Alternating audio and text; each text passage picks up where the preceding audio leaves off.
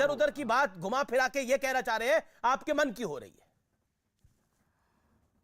मैं तो साफ साफ कह रहा हूं, आश्चर्य लग रहा है अमीश भाई।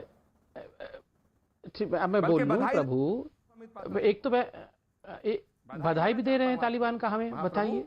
धन्यवाद धन्यवाद धन्यवाद आपको बधाई। देखिए अमीश भाई, मुझे आश्चर्य हो रहा है अमीश भाई।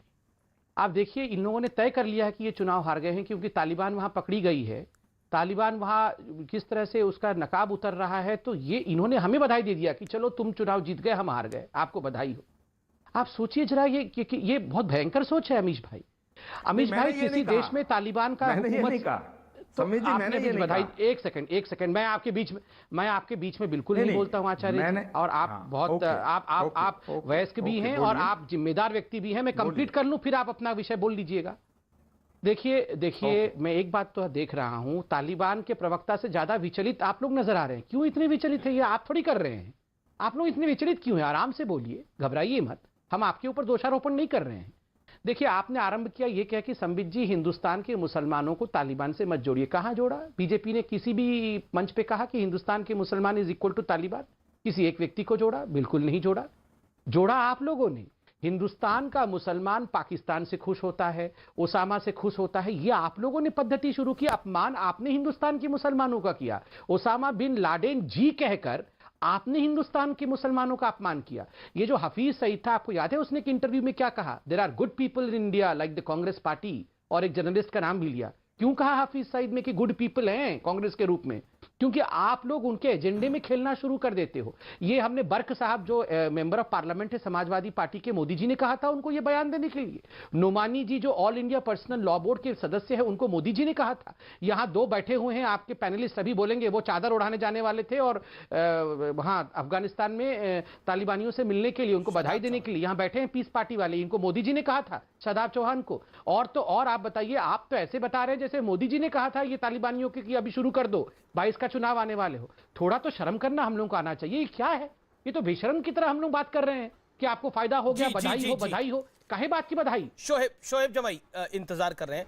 शोएब जी, मैं आपका रुख करता हूं। शोएब जमाई, क्या आपको लगता है कि तालिबान जिस तरह का क्रूरता का शासन वहां दिखा रहा है औरतों के साथ, बच्चों के साथ, और उसको भारत के चुनाव के साथ जोड़ना क्या जायज है?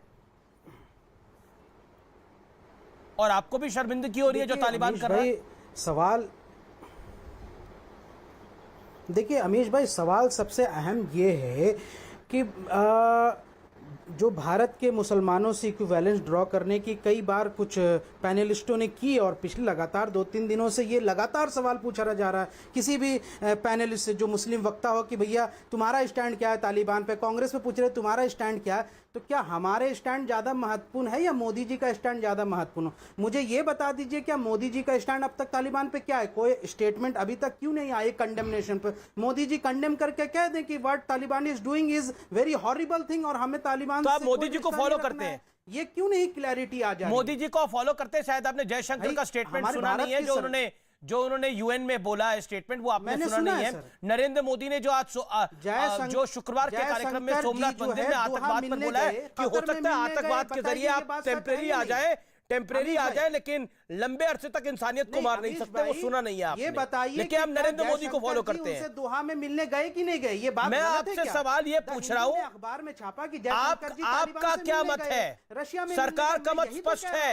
तालिबान के ऊपर, आपका मत क्या है? मोदी जी आपका मत क्या है? सॉफ्ट क्यों है तालिबान पर, ये ज्यादा इंपॉर्टेंट है। और मैं इसलिए तो इल्जाम लगा रहा हूं कि मोदी जी इतना जो नरम पड़े हैं तालिबानियों पे, क्या यहां से कोई खुसुर फुसुर, कोई इलू चल रहा है? जानम मेरी जिंदगी में धीरे धीरे तुम आना, ऐसा कुछ चल रहा है क्या? ये बताइए। अगर ऐसा चल रहा है तो इसलिए मैं सरकार पे इल्जाम लगाता हूं। हमारा स्टैंड क्या सड़क पे सबसे पूछते फिरेंगे कि तुम्हारा भैया स्टैंड क्या है, तुम्हारा क्या स्टैंड? सरकार ने मुझे लगता है अपना स्टैंड क्लियर कर दिया स्पष्ट रूप से।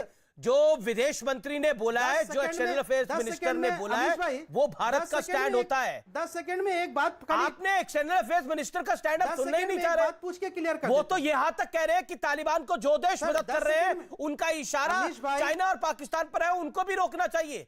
सिर्फ तालिबान को नहीं रोकना चाहिए, उन मुल्कों को भी रोकना चाहिए। अमीश भाई मेरा नहीं, आपने विदेश मंत्री का बयान नहीं सुना। हमारे पॉइंट ये है, उनसे दोहा में मिलने, ठीक है, RSS wants to revert on this. क्यों बात कर रही थी अगर वो आतंकवादी है? ओके आरएसएन बस पूछ करके जो खत्म कर सरकार देता का हूं, 10 सेकंड दे दीजिए आरएसएन सर। जो सरकार का स्टैंड है वो इनका स्टैंड होगा, लेकिन